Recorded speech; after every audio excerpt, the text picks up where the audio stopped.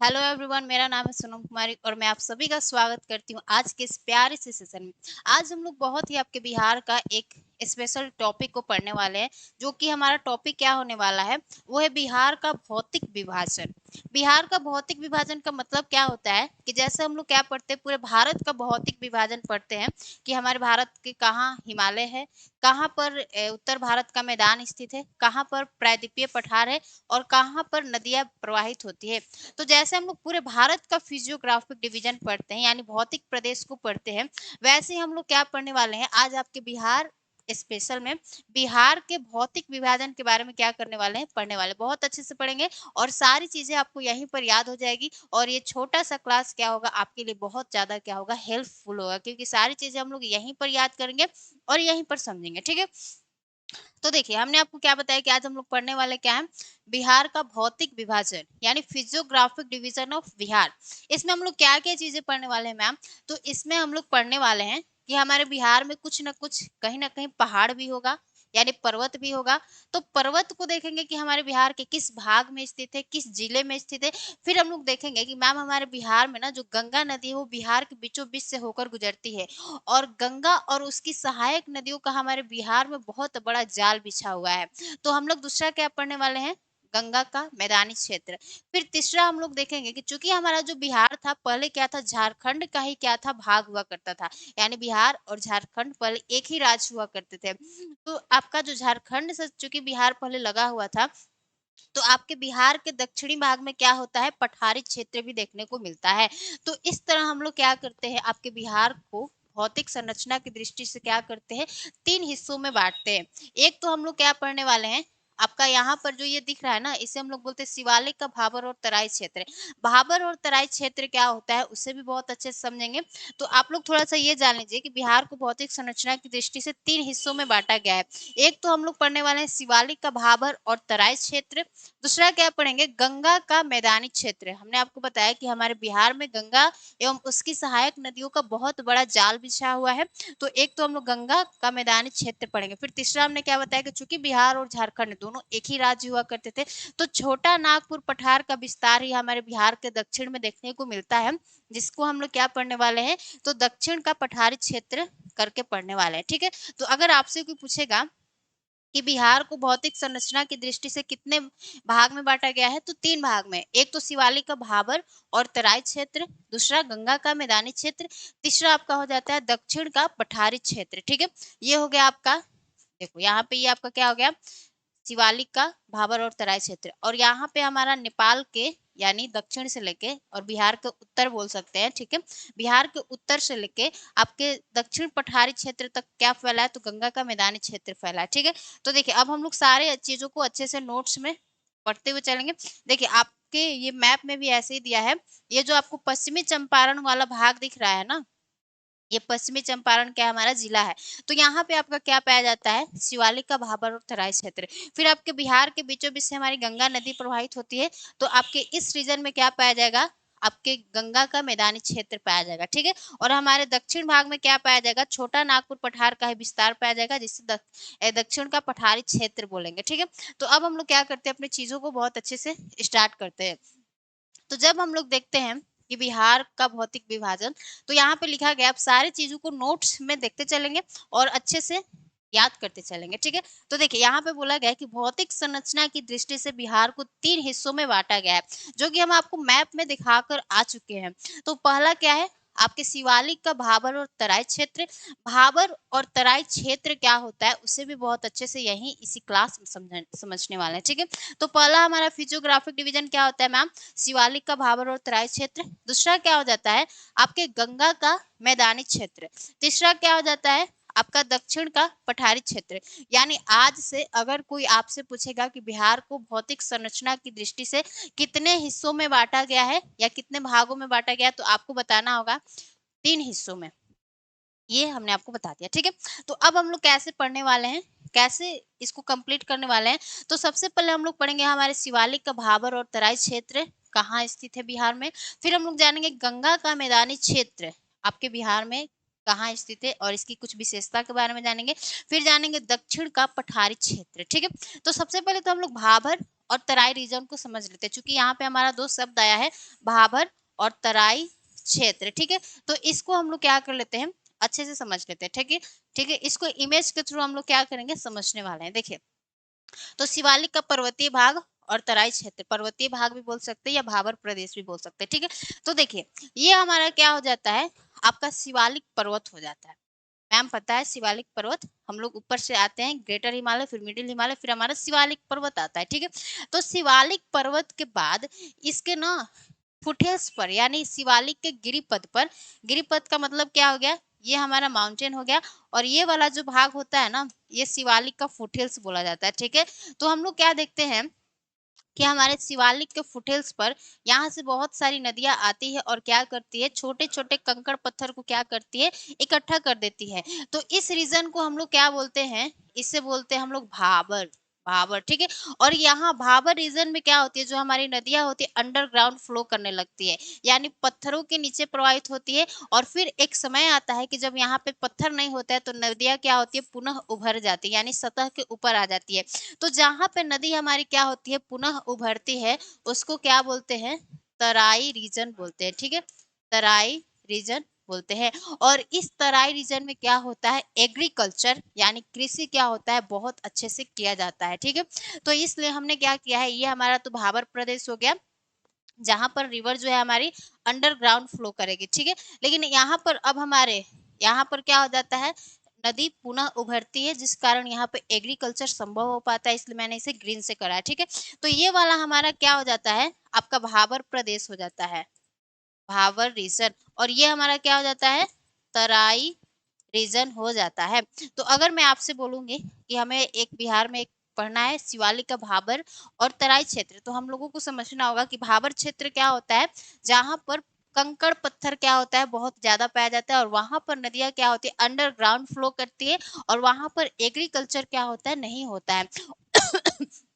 और तराई रीजन क्या होता है, जहां पर नदियां पुनः उभरती है, यानी पुनः सतह के ऊपर आती है, और वहां पर एग्रीकल्चर क्या होता है, बहुत अच्छे से क्या करता है, ग्रो करता है, मतलब अच्छे से किया जाता है। ठीक है, तो अब हम लोग देखते हैं कि आपका शिवालिक का भाबर और तराई क्षेत्र हमारे बिहार के किस जिले में और किस भाग में पाया जाता है। ठीक है, तो ये समझ में आ गया, ये हमारा शिवालिक पर्वत हो गया। शिवालिक के फुटहिल्स पर जो छोटे बड़े कंकड़ पत्थर दिख रहे हैं, उसी को भाबर प्रदेश बोला जाता है। फिर उसके आगे हमारा नदियां पुनः उभरती है, उसे तराई रीजन बोला जाता है, जहाँ पे एग्रीकल्चर बहुत अच्छे से होता है। ठीक है, तो देखिए अब हम लोग क्या करते हैं, अब थोड़ा सा इसे बहुत अच्छे से, और जो इन्फॉर्मेशन होता है जो कि हमारे एग्जाम के लिए इम्पोर्टेंट होता है, उससे क्या करने वाले हैं, कवर करने वाले हैं। ठीक है, तो शिवालिक का पर्वतीय भाग और तराई क्षेत्र, अब इसे थोड़ा सा देखते हैं कि इसका विस्तार कहाँ पर है और ये हमारे कितने क्षेत्रफल पर फैला है।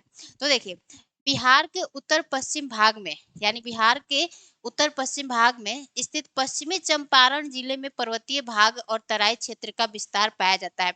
यानी आपसे क्या बोल रहा है कि हमारे बिहार के उत्तर पश्चिम में, पश्चिमी चंपारण में इस शिवालिक पर्वत का क्या पाया जाता है, पर्वतीय और तराई विस्तार पाया जाता है।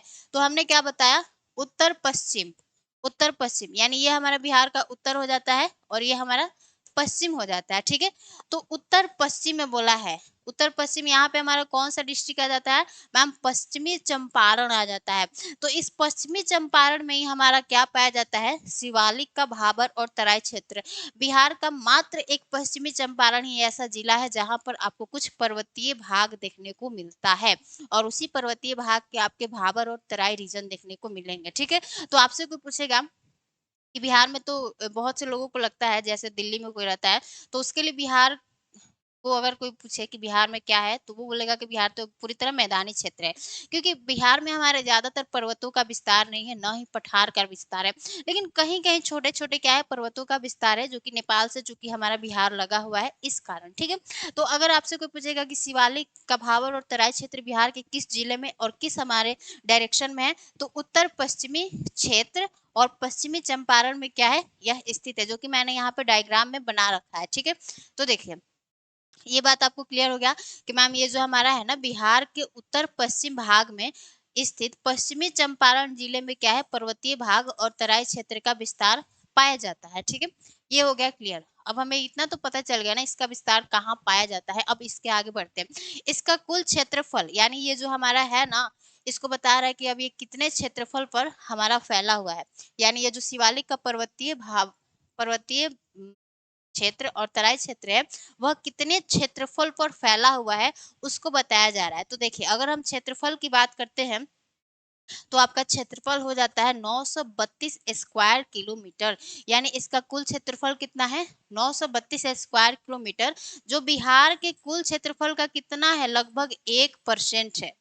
ठीक है, बिहार के कुल क्षेत्रफल का कितना है? लगभग 1% है। तो जो आपके शिवालिक का भाबर और तराई क्षेत्र है, वह कितने क्षेत्रफल पर फैला है?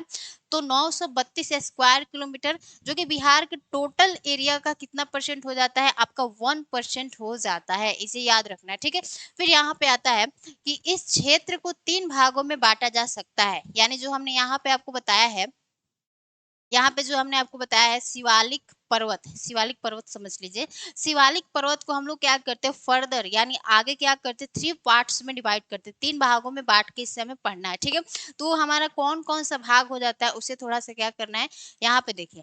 तो इस क्षेत्र को 3 भागों में बांटा जा सकता है। पहला हो जाता है आपका रामनगर दून। दूसरा हो जाता है आपका सुमेश्वर श्रेणी। दूसरा क्या हो जाता है? आपका सुमेश्वर श्रेणी। और तीसरा क्या हो जाता है? आपका दून घाटी हो जाता है। अब इसे हमें थोड़ा सा अच्छे से और डिटेल में पढ़ना है। जो चीजें मैं आपको बता रही हूँ, आपको समझ में आ रहा है कि नहीं आ रहा है, कमेंट सेक्शन में एक बार अपना फीडबैक दे दीजिएगा। ठीक है, तो शिवालिक का पर्वतीय भाग और तराई क्षेत्र हमने पढ़ा। इसका कुल क्षेत्रफल कितना है? तो 932 स्क्वायर किलोमीटर क्षेत्रफल पर फैला है, जो कि टोटल बिहार के लैंड का 1% है। और इसका अगर कोई विस्तार पूछेगा कि हमारे बिहार के किस जिले में है, तो पश्चिमी चंपारण में स्थित है। और इसको हम लोग क्या करते हैं? 3 पार्ट्स में डिवाइड करते हैं। एक तो रामनगर दून, सुमेश्वर श्रेणी, दून घाटी। अब हम लोग तीनों को क्या करते हैं? थोड़ा सा इनका इंफॉर्मेशन ले लेते हैं। रामनगर दून क्या है? सुमेश्वर श्रेणी क्या है? दून घाटी क्या है? ठीक है, तो यहाँ पे आइए।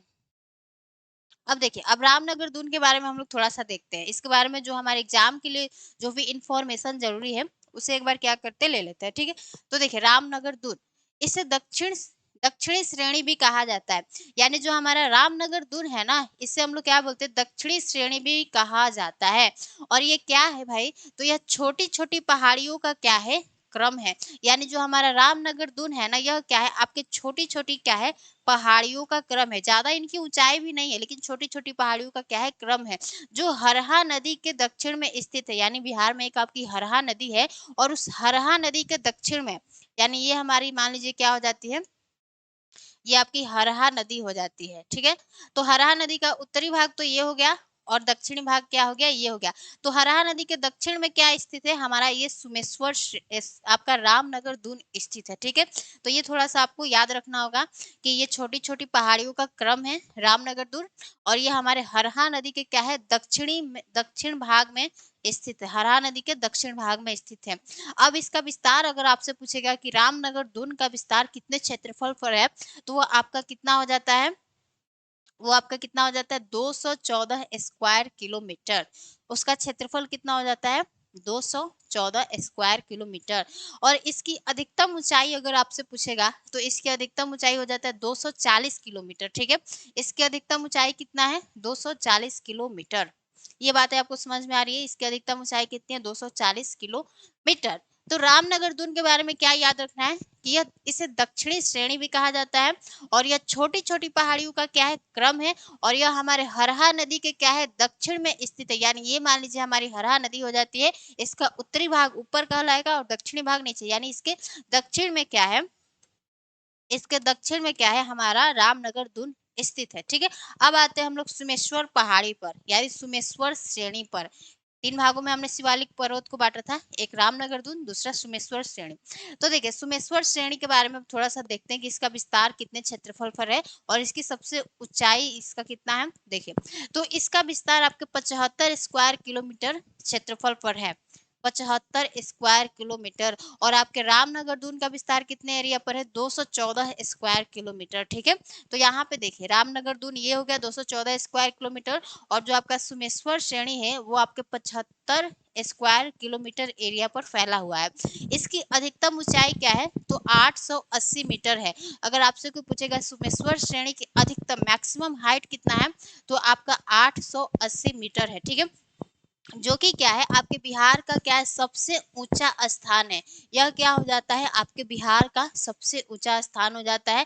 और इसका शीर्ष भाग यानी इस सुमेश्वर श्रेणी का जो शीर्ष भाग होता है वो आपके भारत यानी इंडिया और नेपाल के बीच में क्या करता है सीमा का निर्धारण करता है।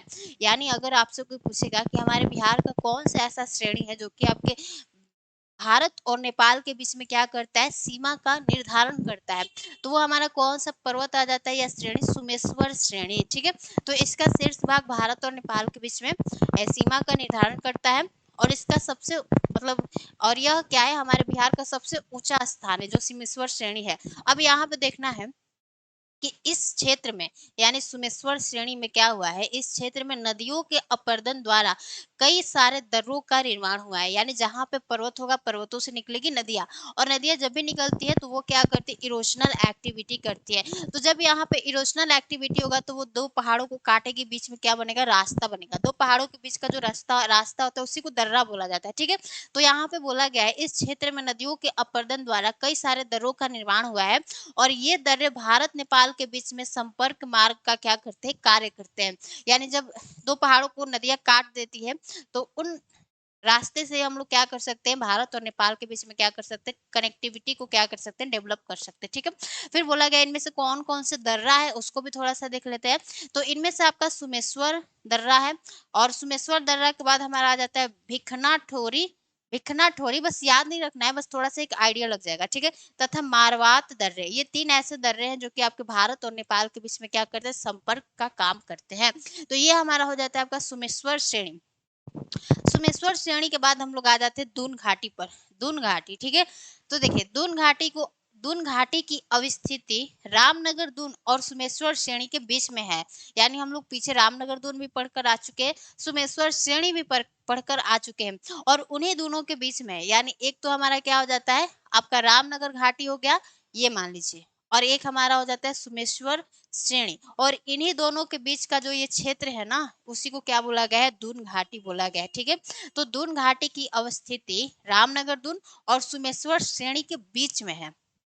इतना समझ में आ गया। ठीक है, अब देखना है कि हरहा नदी द्वारा निर्मित इस घाटी यानी इस घाटी का निर्माण कैसे हुआ है, तो हरहा नदी द्वारा, हरहा नदी को थोड़ा सा याद रखना है। ठीक है, हरहा नदी द्वारा निर्मित इस घाटी को हरहा घाटी के नाम से भी जाना जाता है। अब आपसे कोई पूछेगा दून घाटी और हरहा घाटी तो थोड़ा सा कंफ्यूज नहीं होना क्योंकि दोनों का मतलब सेम ही नाम है। ठीक है, फिर बोला गया है कि इस घाटी की लंबाई लगभग कितना है, तो आपका 24 किलोमीटर है।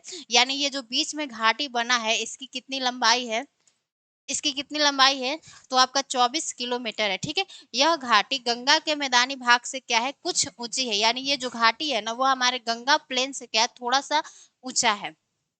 तो ये हो गया आपका दून घाटी। दून घाटी के बाद हमारा क्या आ जाता है आपका, अब हमने एक आपके बिहार के फिजियोग्राफिक डिवीजन को क्या कर लिया कंप्लीट कर लिया। यानी भौतिक संरचना की दृष्टि से बिहार को तीन हिस्सों में बांटा था। तो शिवालिक का भाबर और तराई क्षेत्र हमने देख लिया। ठीक है, और अब हमारा आता है गंगा का मैदानी क्षेत्र। यानी पहले फिजियोग्राफिक डिवीजन को कंप्लीट करने के बाद अब हम लोग सेकंड फिजियोग्राफिक डिवीजन पर आते हैं जो कि क्या है हमारे गंगा का मैदानी क्षेत्र। तो देखिए हमने आपको स्टार्टिंग में ही बताया था कि हमारे बिहार की नदियों के बारे में जब हमने आपको पढ़ाया था तो हमने बताया था कि जो गंगा नदी है वो बिहार के बीचों बीच से क्या होती है प्रवाहित होती है। मान लीजिए ये हमारा हो गया आपका बिहार का मैप। तो हमने आपको बताया था कि जो हमारी गंगा नदी है बिहार के बक्सर में क्या करती है प्रवेश करती है, और यह हमारे बिहार के बीचों बीच से क्या होती है प्रवाहित होती है और कटिहार में जाके एंड कर जाती है। तो बिहार में गंगा एवं उसकी सहायक नदियों का क्या है बहुत क्या है बड़ा सा जाल बिछा है, बहुत क्या है बड़ा सा जाल बिछा है। तो उन्हीं का हमें क्या करना है, अब जब गंगा नदी प्रवाहित होगी तो आपका क्या करेगी प्लेन का निर्माण करेगी, यानी मैदानी क्षेत्रों का क्या करेगी निर्माण करेगी। तो उसी को हमें क्या करना है आपके दूसरे फिजियोग्राफिक डिवीजन में क्या करना है पढ़ना है। ठीक है, तो देखिए अब थोड़ा सा इसे हम लोग क्या करते हैं समझने की कोशिश करते हैं। यहाँ पे देखिए तो बताया गया है कि इसका विस्तार कहाँ पे है, यानी जो हमारा गंगा का मैदान है बिहार में इसका कहाँ पर विस्तार देखने को मिलता है। तो बिहार के उत्तर में नेपाल से लेकर दक्षिण में छोटा नागपुर की सीमा तक स्थित है। यानी क्या बोला है कि बिहार के उत्तर में नेपाल से लेकर, अब यहाँ पे देखिए बिहार के ये उत्तरी भाग हो गया और हमारा यहाँ पे क्या है आपका नेपाल है। ठीक है, यहाँ पे क्या है, नेपाल है। तो बोला है कि बिहार के उत्तर में नेपाल से लेकर आपके दक्षिण में यहाँ पे छोटा नागपुर के पठार तक स्थित है। ये जो हमारा भाग ये दिख रहा है ना, ये हमारा पूरा क्या हो जाता है, गंगा का मैदानी क्षेत्र हो जाता है, जिसका विस्तार हमने देखा कि बिहार के उत्तर में नेपाल से लेके आपके दक्षिण में पठारी क्षेत्र तक इसका विस्तार देखने को मिलता है। ये पूरा मैदानी क्षेत्र हो जाता है, गंगा का मैदानी क्षेत्र। ठीक है, तो इसी को अब हमें थोड़ा सा क्या करना है, इसके बारे में कुछ कुछ चीजों को पढ़ना है। तो देखिए, विस्तार कहाँ है, हमने देख लिया बिहार के उत्तर में नेपाल से लेकर आपके दक्षिण में छोटा नागपुर की सीमा तक स्थित है। ठीक है, फिर बोल रहा है कि बिहार के कुल, यानी अब हमें देखना है कि बिहार के कुल कितने क्षेत्रफल पर ये हमारे गंगा का मैदान फैला है। तो बिहार के कुल 96.27% क्षेत्रों में मैदानी क्षेत्र का विस्तार है। 96, ठीक है, 96.27% क्षेत्रों पे क्या है, मैदानी क्षेत्र का विस्तार है। इस मैदान का निर्माण कैसे हुआ है, अब थोड़ा सा हमें ये जानना है। तो इस मैदान का निर्माण गंगा एवं उसकी सहायक नदियों द्वारा निक्षेपित अवसादों से हुआ है। यानी जब भी नदियां पहाड़ों से निकलती है तो वह क्या लाती है, अपने साथ में छोटे बड़े कंकड़ पत्थर को लाती है, यानी अवसादों को लाती है, और उन्हीं अवसादों के जमाव से हमारे बिहार में क्या बना है, गंगा का मैदान बना है। तो इस मैदान का निर्माण कैसे हुआ है, गंगा एवं उसकी सहायक नदियों के द्वारा। फिर आते हैं हम लोग आगे।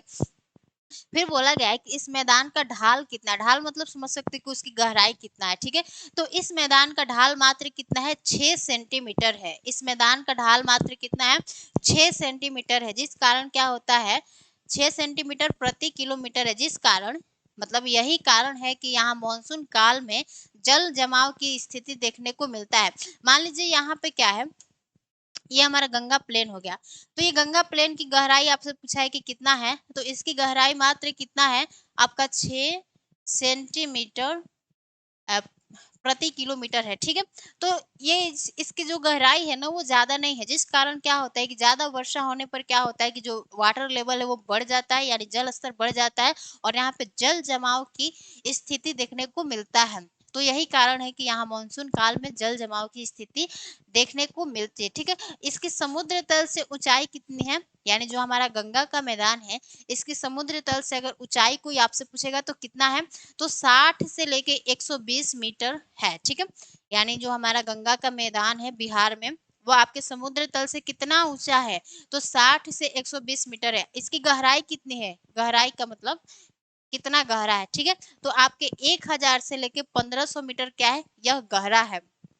और बताया गया है कि गंगा नदी के अनुसार इस बृहद मैदान को हमने दो भागों में बांटा है। ठीक है, यानी हमारे बिहार के बीचों बीच से गंगा नदी बहती है, तो उसके अनुसार हमने इस मैदानी भाग को क्या किया है, दो हिस्सों में बांटा है, दो हिस्सों में बांटा है। ठीक है, जैसे बिहार का उत्तरी बिहार का मैदान और दक्षिणी बिहार का मैदान। जैसे ये हमारी गंगा नदी है बीचों बीच से जा रही है, तो अब गंगा नदी के ऊपर जो सहायक नदी मिलेगी और मैदान का निर्माण करेगी उसे बोला जाएगा उत्तरी बिहार का मैदान। और आपके दक्षिणी भाग से भी कुछ नदियां जाके मिलती है हमारे गंगा नदी में और मैदानी भाग का निर्माण करती है, तो उसे बोला जाएगा दक्षिणी बिहार का मैदान। ठीक है, ये बातें आपको क्लियर हो गई कि हम लोग क्या करते हैं, जो गंगा का मैदान है उससे दो भागों में बांटते हैं। एक आपका उत्तरी बिहार का मैदान कहलाता है, गंगा के उत्तर वाले भाग में स्थित मैदान को उत्तरी बिहार का मैदान बोलेंगे। ठीक है, और गंगा के दक्षिणी भाग में स्थित मैदान को क्या बोलेंगे, दक्षिण बिहार का मैदान बोला जाता है। तो उत्तरी बिहार का मैदान और दक्षिण बिहार का मैदान, तो ये हमने क्या देख लिया, आपके गंगा के मैदानी क्षेत्र को भी देख लिया। ठीक है, उत्तरी बिहार का मैदान और दक्षिणी बिहार का मैदान। अब ये जो आपका दो फिजियोग्राफिक डिवीजन क्या होता है, कंप्लीट होता है। ठीक है, अब ये आपका तीसरा फिजियोग्राफिक डिवीजन क्या है, दक्षिण का पठारी क्षेत्र। अब ये जो दक्षिण का पठारी क्षेत्र है इसका आप लोग इमेज यहाँ पर क्या कर सकते हैं, देख सकते हैं। तो ये जो दक्षिण का पठारी क्षेत्र है ना, इसके बारे में थोड़ा सा हम लोग क्या कर लेते हैं, लिख लेते हैं, और यहीं पर हमारा नोट्स भी बन जाएगा। ठीक है, तो यहाँ पे लिखिएगा, यहीं पे लिख लेते हैं। ठीक है, दक्षिण का पठारी क्षेत्र, दक्षिण का पठारी क्षेत्र। ठीक है, तो इसके बारे में लिखिएगा कि यह आपके क्या है, छोटा नागपुर पठार का ही क्या है, विस्तार है। यह छोटा नागपुर पठार का ही विस्तार है। ठीक है, छोटा नागपुर पठार का ही क्या है, विस्तार है, जिसका विस्तार बिहार में कहां से कहां तक है, तो आपके कैमूर जिले से लेके बांका जिले तक है। ठीक है, और इसका विस्तार बिहार में कहाँ है, ठीक है, ये देखना। और इसका विस्तार आपके बिहार में कैमूर जिले से लेके कैमूर डिस्ट्रिक्ट, यानी कैमूर जिले से लेकर, कैमूर जिला हमारा क्या हो जाता है, बिहार का सबसे पश्चिमी जिला हो जाता है। तो पश्चिम में यहाँ पे लिख लीजिए ब्रैकेट में, पश्चिम में आपके कैमूर जिले से लेकर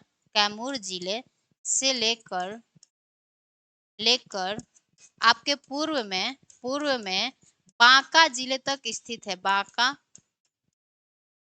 जिले तक स्थित है। ठीक है, तो अगर आपसे कोई पूछेगा कि जो हमारा बिहार का पठारी क्षेत्र है उसका विस्तार कहाँ पर है, तो सबसे पहले तो ये बताना होगा कि यह छोटा नागपुर पठार का ही क्या है, विस्तार है।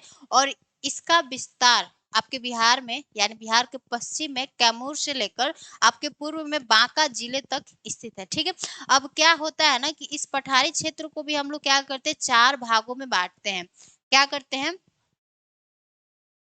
ठीक है, तो देखिए यहाँ पे लिखिएगा, इस पठारी क्षेत्र को